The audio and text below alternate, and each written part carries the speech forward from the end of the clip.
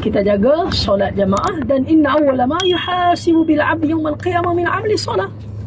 Benda yang pertama sekali bila kita bangun jumpa dengan Allah, Allah akan tanya apa dia? Allah tak tanya zakat kita lagi, Allah tak tanya mengenai puasa kita lagi, Allah tak tanya mengenai haji kita lagi. Tapi Allah akan tanya mengenai solat. Kalau solat kita beres, semua amalan-amalan lain beres.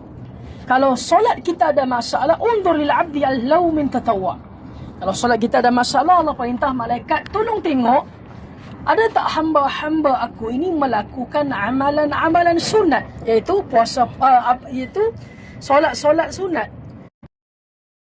Inilah yang akan bantu solat fardu yang bermasalah. Kalau solat kita beres, semua amalan lain beres.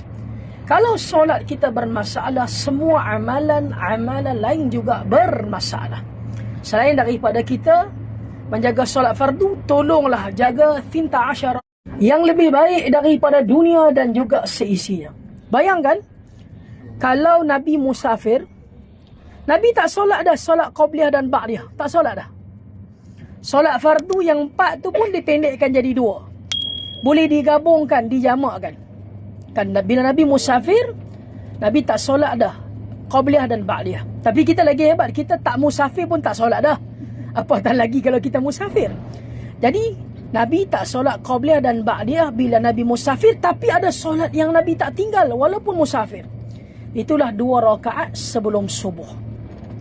Musafir pun tak tinggal, tak musafir pun tak tinggal, dan Nabi juga tak tinggal solat yang namanya solat witir. Sebab tu bagi mazhab Abu Hanifah atau mazhab Hanafi, mana-mana amalan yang Nabi konsisten buat, Nabi tak tinggal walaupun amalan sunat, Imam Abu Hanifah meletakkan amalan itu sebagai amalan yang wajib. Tidak sayugia kita tinggal. Bagi mazhab Abu Hanifah, mazhab Hanafi, kalau Nabi sendiri pun tak tinggal amalan tersebut. Jadi, mintalah kepada Allah kita boleh jaga yang pertama 2 rakaat sebelum subuh. Kemudian, Nabi akan solat dan Nabi juga konsisten.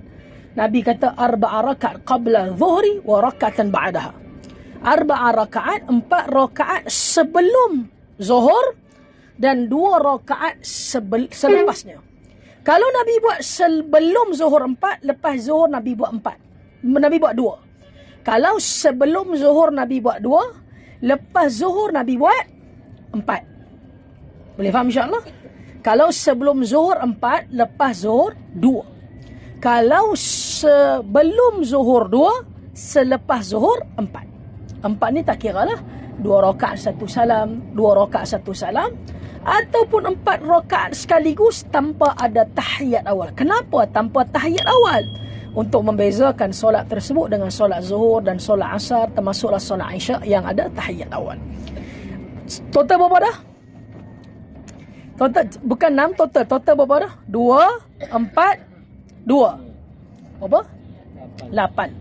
Lagi 2 rakaat yang kita kena jaga, rakaatain, 2 rakaat selepas maghrib, dan jaga juga yang keduanya 2 rakaat selepas isyak. Total adalah sebanyak 12 rakaat yang kalau kita jaga, banallahu lahu baitan fil jannah. Bukan setakat solat-solat ni dapat membantu solat-solat fardu yang ada masalah. Kita pun tahu solat fardu kita ada masalah, dengan terlewatnya, dengan solat kurang lebihnya, dengan solat tidak khusyuknya, dengan solat tidak sempurnanya. Bukan setakat 12 rakaat ni kita jaga boleh bantu solat-solat ini di hadapan Allah sekiranya solat fardu bermasalah, tetapi sebagai ganjarannya, banallahu lahu baitan fil jannah, Allah akan buat kepada kita satu rumah dalam syurga. Kita kena bangga tahu kalau kita ada aset dalam syurga. Kadang-kadang kita bangga kan, anak kita atau kita sendiri beli rumah sana, beli tanah sini kan, beli kondo sana, beli apartment sini, kita bangga. Tapi kita kena bangga juga kalau kita ada banyak aset dalam syurga. Tahu tak? Kita masuk syurga kerana rahmat Allah. Kan? Kerana rahmat Allah. Apa function amalan-amalan kita? Amalan-amalan kita menentukan nanti dalam syurga kita duduk di level tingkatan ke berapa. Inna fil jannah, dalam syurga ni dia ada banyak level, banyak tingkatan. Satu tingkatan syurga dengan tingkatan syurga yang lain, beza dia langit dan bumi. Ada orang masuk syurga dia menyesal tau. Selalu kita dengar orang masuk neraka dia menyesal. Dia masuk syurga dia menyesal kerana apa?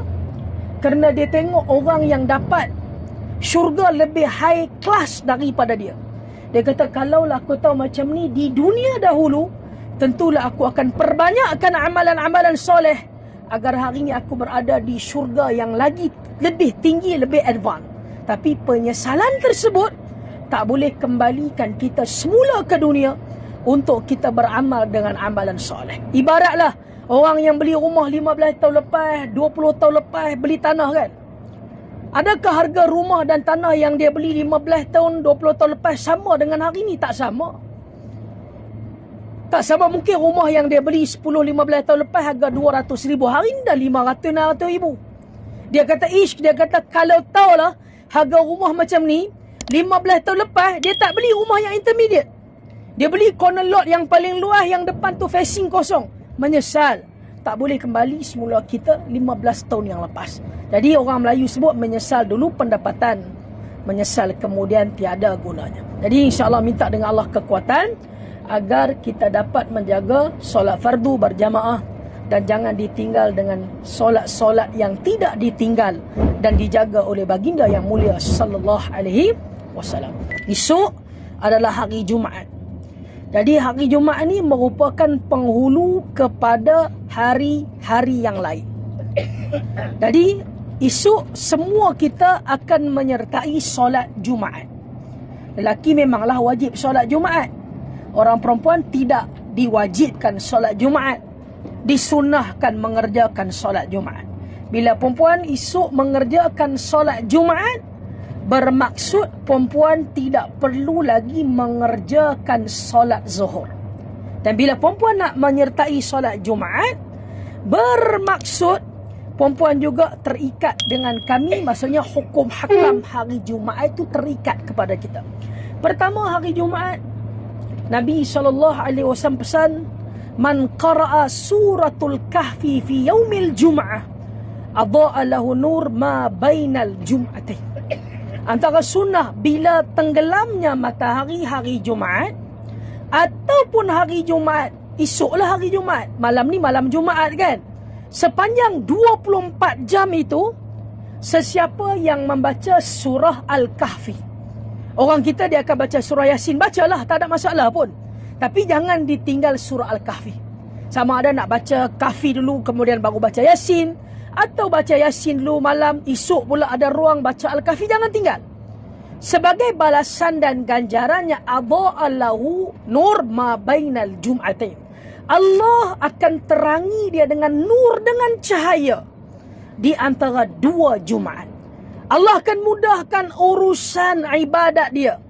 Allah akan mudahkan urusan dunia dia antara dua Jumaat. Sahabat Nabi, kalau mereka dapati mereka ada masalah mengenai dunia mereka, mereka ada masalah dengan keluarga mereka, pertama apa yang mereka akan buat? Pertama, mereka akan pastikan dan mereka akan cek adakah pada hari itu mereka banyak beristighfar. Dan yang kedua, mereka akan cek adakah pada minggu tersebut mereka sudah membaca surah Al-Kahfi ataupun tidak. Allah akan mudahkan urusan dunia kita. Kadang-kadang kita rasa serabut dengan urusan dunia kita. Benda tak serabut pun, tapi kita rasa serabut.